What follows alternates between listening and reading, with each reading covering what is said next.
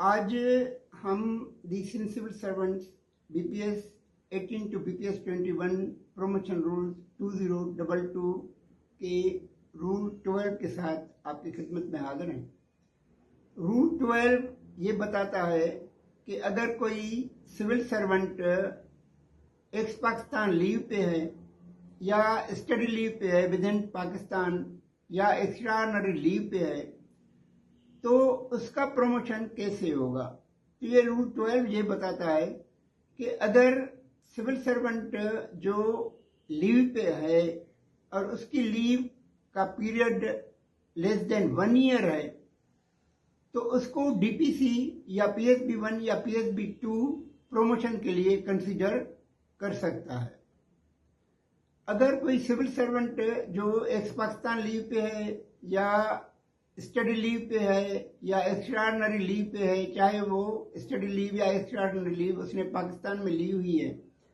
और उसका पीरियड 1 साल से ज़्यादा है, तो जब वो अपनी लीव अवेल करके वापस अपनी पोस्ट पे ज्वाइनिंग दे देगा और पोस्ट की चार्ज अज्यूम कर लेगा तो उसको 1 साल के लिए परफॉर्मेंस एवल्यूशन रिपोर्ट अर्न करनी पड़ेगी। यानी कम से कम उस पोस्ट पे 1 साल के लिए काम करना पड़ेगा और जब 1 साल के बाद उसकी वो पीआर लिख ली जाएगी तो उसके बाद उस सिविल सर्वेंट को जो एक्स्ट्राऑर्डिनरी लीव पे था या स्टडी लीव पे था या पाकिस्तान लीव पे था और जिसकी लीव का पीरियड मोर देन 1 ईयर था तो उसको फिर प्रमोशन के लिए कंसीडर किया जा सकता है। इस रूल में यह भी लिखा गया है कि जो ट्रेनिंग पे चला जाता है उसका ट्रेनिंग का पीरियड चाहे वो 1 महीना हो, 2 महीना हो या 3 महीने हो तो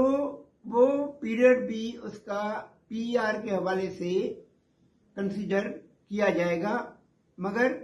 वो जब ट्रेनिंग कंप्लीट करके आएगा और ट्रेनिंग कंप्लीशन के बाद उसको जो सर्टिफिकेट मिलेगा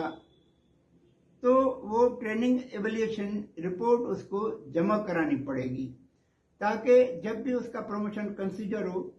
तो डीपीसी या पीएसबी 1 या पीएसबी 2 को ये पता हो कि ये जो 3 महीने ट्रेनिंग पे रहा था तो उसकी ये टीआर ट्रेनिंग एवल्यूशन रिपोर्ट लिख ली गई है और वो उसके डोजियर में दूसरी जो पीआर हैं उसकी डोजियर में उसके साथ पड़ी हुई है। अगर इस सिलसिले में